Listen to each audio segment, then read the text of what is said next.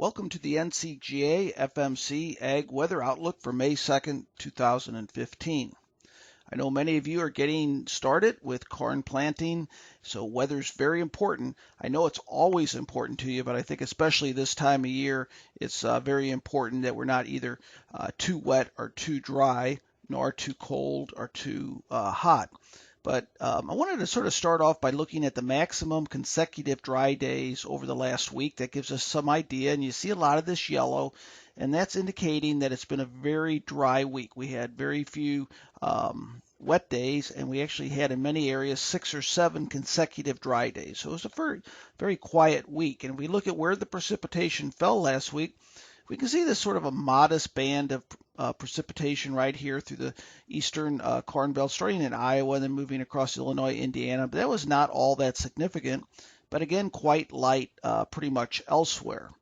Now, if you look at the percent of normal, lots of yellows and reds almost over the entire Midwest, and that's indicating that precipitation was below normal for the week. So I mentioned that last week it'd be a very quiet week, and it was a very quiet week across the area. Now, if we look a little bit further back over the last 30 days, I always like to look at this because this gives me some idea of, are we getting into some anomalies, really too dry or too wet. And as I go through this briefing, let's take a look at this here. What I personally like to see this time of year is a little bit of green in here. I want to see a surplus of precipitation going into summer as sort of an insurance here. So not too bad over the east. That's a pretty good profile. Iowa overall not too bad. But this is really the area here. Minnesota, South Dakota, even parts of North Dakota, scattered areas further south, although we've had some improvement in Nebraska and Kansas, and I'm going to be talking about that, but it's still somewhat scattered. But particularly South Dakota and parts of Minnesota are the areas where we need extra precipitation, and those are deficits over the last 30 days of a couple inches. Now, temperature-wise, last week was a cooler than normal week over a large part of the area. Exception, North and South Dakota, yellow is indicating temperatures above normal, and especially the eastern Corn Belt, quite cool. Temperatures at least 5 degrees, as much as 10 degrees or more below normal. Now, the drought monitor was just updated, and I did want to point out here that we're beginning to see drought intensify here. Look at South Dakota. It's now D2. This is that area of brown, and the entire state's actually just about the entire state's D1. So again, it's just showing that this area is really what needs additional rain. This light brown and dark brown. Go further south into Oklahoma, it's much worse. And then if we go over to the eastern Corn Belt, you can see not nearly as bad. It's just sort of unusually dry over parts of the Great Lakes states. But then we get into Minnesota. So like I said, Minnesota, South Dakota are the two areas we really want to see some additional rainfall. Now, how much do we need? Well, this gives us some idea. This area of darker brown saying as much as 6 inches even in some spots. But generally, I think 2 to 4 inches would go a long way. 3 to 6 would even be better depending on how it falls. You can even see parts of the Great Lakes states could use a little bit in that area as well. So here's your story. I'm going to go real quickly through the jet stream because I think that tells us our big story, the general pattern. And before we get into the details, we have to look at that general pattern.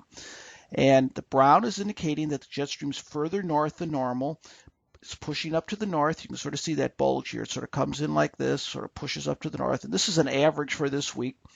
So when we see that area brown, generally speaking, that means warmer temperatures. And if we look at the period May 7th through 12th, you can see, again, that brown. And then as we get towards the middle of the month, closer to normal. So if I wouldn't look at anything else, just at that, it looks like we're definitely don't see much sign of significantly prolonged or cool air, and if anything, it looks like a prolonged period of warmer than normal temperatures, probably peaking this week and then moderating a bit as we get towards the middle part of the month.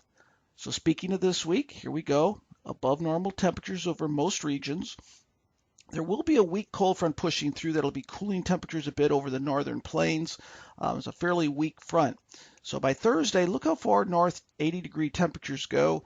Like I said, there's a front right in this region here, and that's going to trigger some scattered showers and thunderstorms. Behind the front in the 70s, but look how far 80s go. So really the story, and maybe this is a good idea. Maybe I should do this. I like this idea.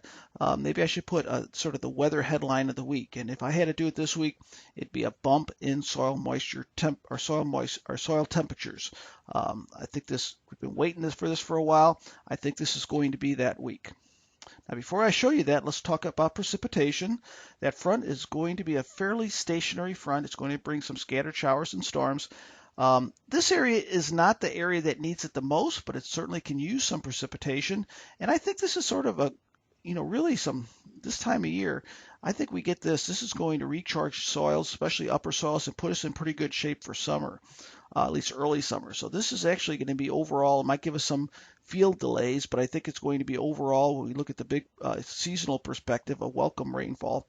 But look at this. Unfortunately, South Dakota, right in the driest area, we don't have much precipitation. So sort of good news that we can use some of this rain, especially look at Oklahoma. That is really a welcome rainfall in Oklahoma. But South Dakota, Minnesota, areas that need it the most in the Corn Belt, doesn't look like it's going to be all that much. So we look at the precipitation forecast. These are anomalies. Yellow is below normal, green is above. With that stationary front, this is week 1. You can see green above normal for parts of Kansas, Nebraska, western Iowa, southeast Minnesota, and Wisconsin. Eastern Corn Belt looks like it's going to be a fairly dry week. Now, this is where it gets sort of interesting. Look at week 2.